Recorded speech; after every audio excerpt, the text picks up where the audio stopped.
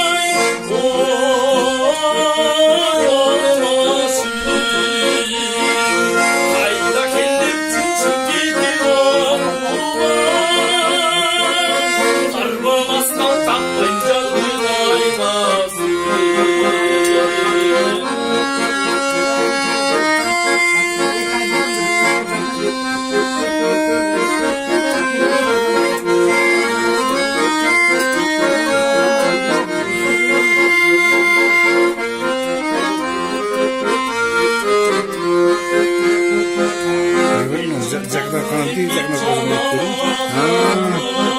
Olur mu sen? Sakal kanlar.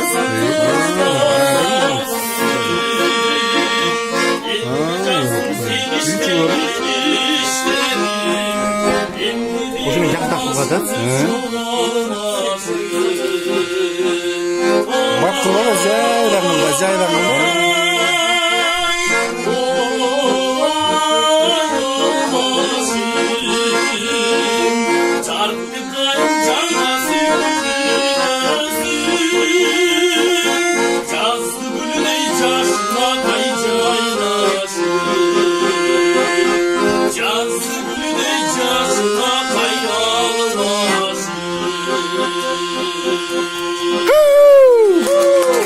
Zaman. Vay Cengiz. Ömrüne bereket. İkisinde Antalya'da transfer aldı. İyi. Nereden transfer aldı?